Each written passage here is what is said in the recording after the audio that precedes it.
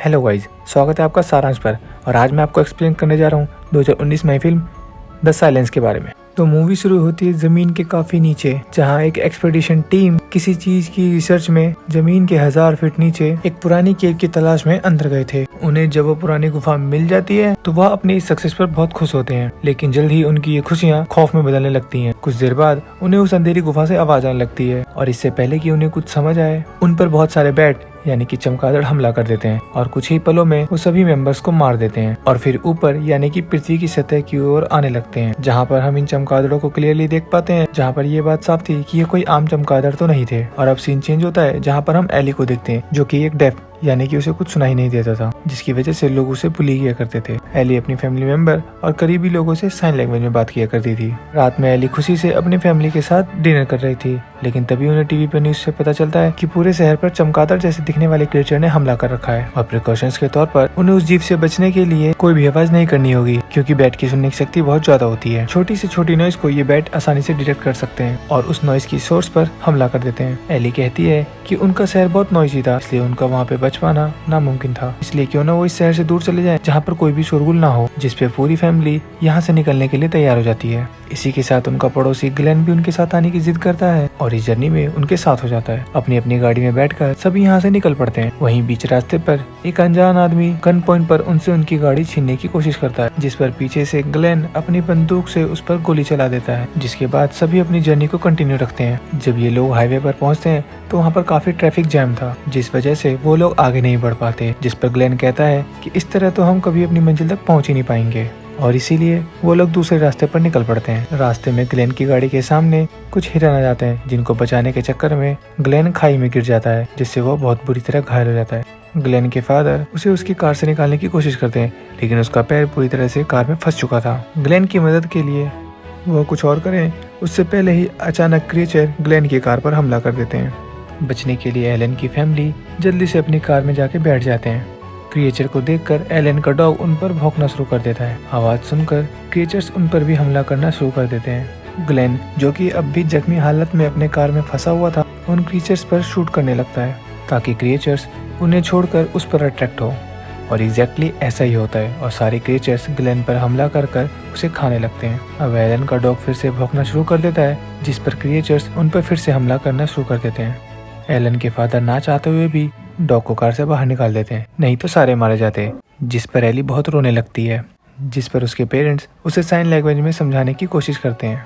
अब वे लोग गाड़ी को वहीं छोड़कर पैदल ही आगे बढ़ने लगते हैं, जहाँ पर उन्हें एक घर दिखता है जिसके चारों ओर बहुत ऊंची ऊंची रेलिंग्स थी। घर के पास पहुँचते ही एक बूढ़ी औरत उन पर गन से फायरिंग शुरू कर देती है ताकि वे लोग वहाँ से भाग जाएं, लेकिन गोली की आवाज सुनकर वे क्रिएचर्स उस पर हमला कर देते और नोच नोच कर उसे खा जाते हैं। और अब वह घर पूरी तरह से खाली था और उनके लिए इससे बेहतर और कोई जगह भी नहीं थी। इससे एलन और उसकी फैमिली वहीं रुकने का डिसीजन लेती है। घर के बाहर एक सीवेज यानी कि ड्रेनेज पाइप था, जिसे क्रॉस कर उन्हें घर के अंदर जाना था।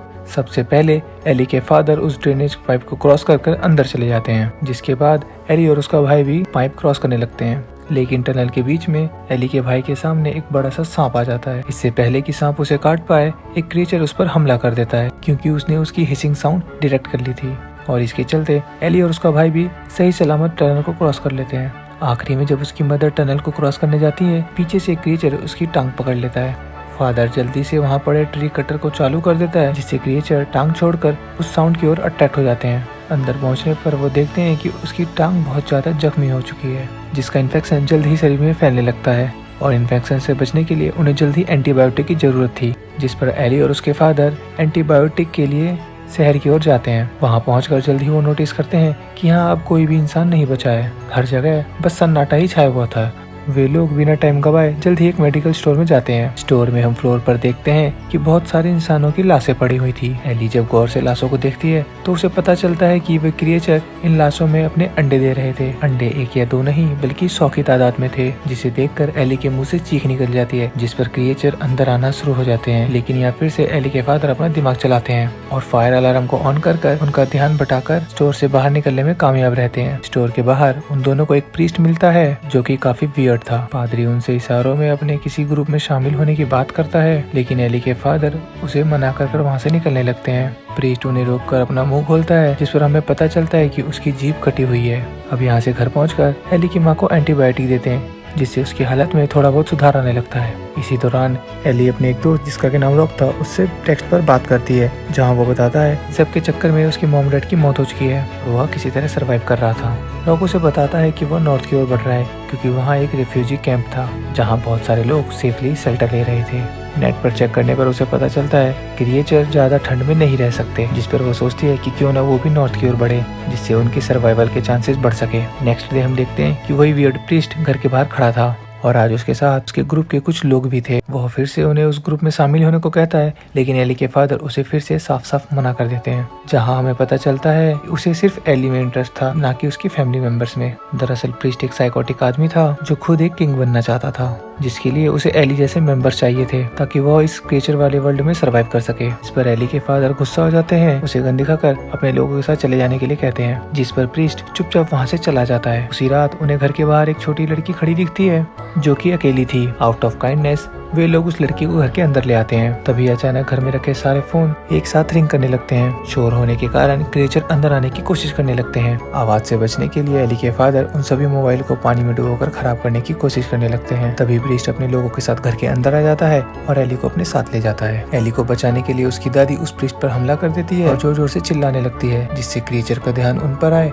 और क्रिएचर्स उन पर अटैक कर देते हैं। इसी बीच एली अपनी फैमिली मेंबर के पास दौड़कर वापस चली जाती है, लेकिन इसमें उसकी दादी माँ की बुरी तरह से मौत हो जाती है। दादी के गुजर जाने पर फैमिली बहुत सैड फील करती है और अब वे लोग वहाँ से चले जाने का डिसाइड करते हैं। रास्ते में फिर से उनका सामना उस प्रीस्ट से होता है, पर उनमें लड़ाई होने लगती है, जिसमें एली के फादर उस प्रीस्ट को मारने में कामयाब रहते हैं और हम सीन में देखते हैं कि एली और उसकी फैमिली नॉर्थ की ओर आगे बढ़ने लगती है, जहाँ पर आखिर में एली अपने फ्रेंड रॉक से मिलती है। कहानी के एंड में हम देखते हैं कि एली and rock bow and arrow की मदद से क्रिएचर हंटिंग कर रहे होते हैं और अब सभी लोग साइन लैंग्वेज का इस्तेमाल कर क्रिएचर वर्ल्ड में सर्वाइव कर रहे होते हैं। और इसी के साथ यहाँ ये मूवी खत्म हो जाती है। तो गाइस, अगर आपको मेरे द्वारा मूवी एक्सपीरियंस अच्छी लग रही हो तो इस चैनल को लाइक, शेयर एंड सब्सक्राइब जरूर करें। Thanks for watching.